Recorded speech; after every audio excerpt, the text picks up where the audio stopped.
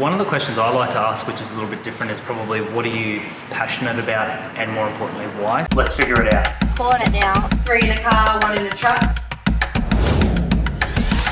Valuable and adding value for your client. So you might have heard that Steve, our head warehouse delivery guy, is leaving Foxy to pursue a different career. So we are in the process of trying to find a replacement. That's what I've got myself set up out here, ready to do a couple of phone interviews with some people who have applied and look interesting. So we'll kind of get that going and hopefully have some news to share in the next week or two.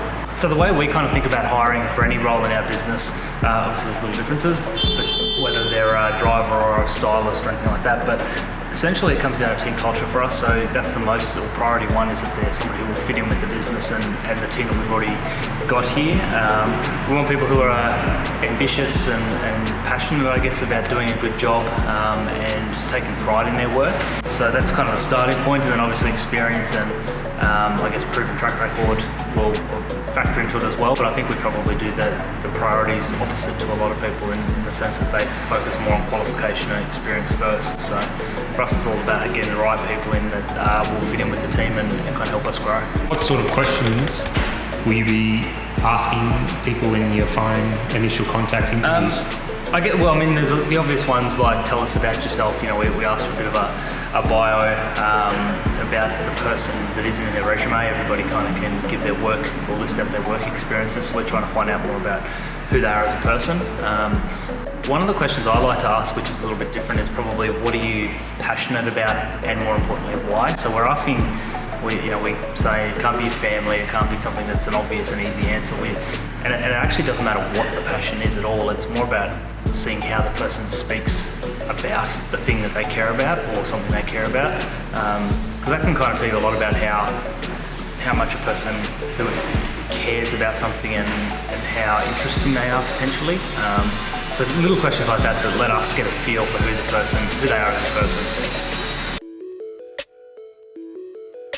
Today, a little bit more on this week. Today is probably the slowest of them. So we've got a pack up this morning that was not a very big job. And then we've got an install, which is next door to where you live. We've got, I think, 5 installs this week and about probably another 5 or 6 pack ups as well.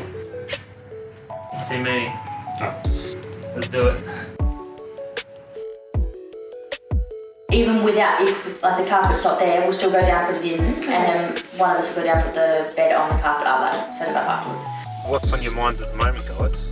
First thing that comes to mind is that after our event last week, we've had the few agents mention that they would like some of the information that came out around more about small business stuff, so marketing on Facebook, Instagram, that sort of thing, and whether we would be interested in doing something for agents, given that, like I said, they are small business owners. So that's something that we're tossing up. We don't mind the idea of basically taking what we're doing specifically, which is for stylists, and making it available to businesses in the real estate industry. I'm thinking about the real estate market, Cody. The outcome of the election, we, on the lead up we had a very quiet couple of weeks on the lead up to the election, knowing that if the LNP were the party to be elected, that would do good things for the real estate market. First weekend of open homes that have gone since the election. What I'm seeing from all of the agents and local agents is very, very positive news. It's hit the bottom and we're on the way back up. Predictions of in the next 4 months we'll be hitting more of a seller's market. John McGrath put out his predictions that we're going to have a 13% rise in the prices of homes in Brisbane. So looking at all these really positive factors and then starting to think about, do we have enough furniture?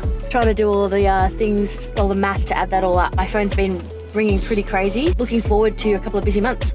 Where are we going now? We haven't had any coffee reviews, so we're going to go have 3 coffees. 3? We'll do 2 and then 1 on the way home. That's what you call batching. That's what you call batching. We've ducked in here to help Steve and Cassie get the bigger items from this pack up onto the truck, and they're going to finish up with all the chairs and smaller stuff, and we're going to go and have another coffee. We're going to have a second review. And we're going to install, so the install stuff's all on the truck already, so straight after our coffee we'll be over to Morningside for that install.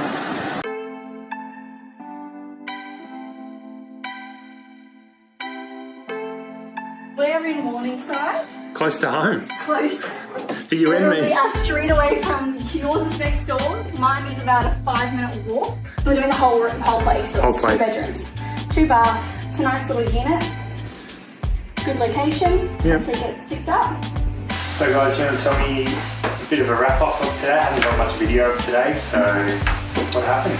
I'll wrap it up. Start of the day, we had 2 installs. One of them was a house for rent, which is Phoebe, it's our house. We had a pack-up impromptu thrown in. Client had an awesome outcome. It's sold. Yeah. First open, one collected today. Was her parents are from the States looking after little ones. They said 4 or 5 o'clock today would be great. So just So we worked, did it. just worked out that we were able to say yes, we went and got that. And then we had another install ended up the roof in the warehouse. So All partial. Yeah, all very good. And we had a trialist. We had somebody in the truck today as a bit of a trial run for replacing Steve as our warehouse and logistics delivery manager. We've had some recruiting agencies that can help you find the people that you want. Get in touch because they saw our ads.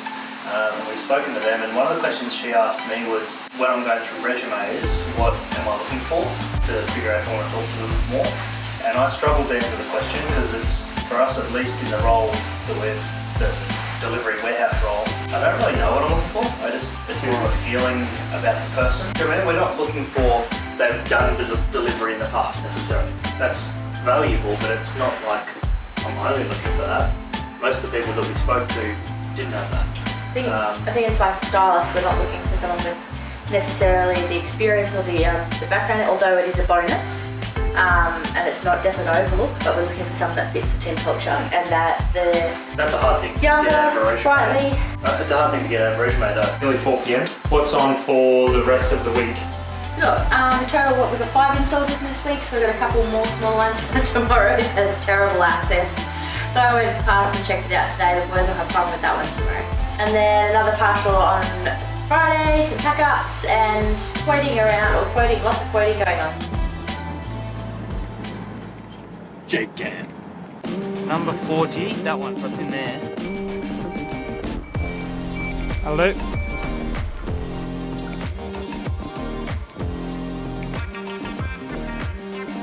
Yeah, see, this is an interesting house. It's got 5 different sets of stairs. The kitchen is on a level by itself with no room for anything. Yes, it is. So this is really the only living dining space. Tell us about the layout and how you kind of think about it.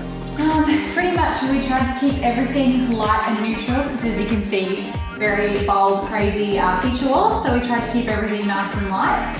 And all of the rooms have lots of angles, so we had to keep that in mind when we were choosing the furniture. So we've gone with a glass top dining table to make that space seem bigger. And we've done a chase lounge in here so you can see that it fills the space and kind of works with the corners and the angles without filling it up too much. And behind us over here, stairs. More stairs. So not much we can do with that. More and more stairs. Happy with how it's turned out? Yeah, it looks good. Looks much better style than it be, so had to make sense of a crazy floor plan, but I think I've done a good job. Well, you formed a thread. The thread, see? Back to the bottom of it. So great to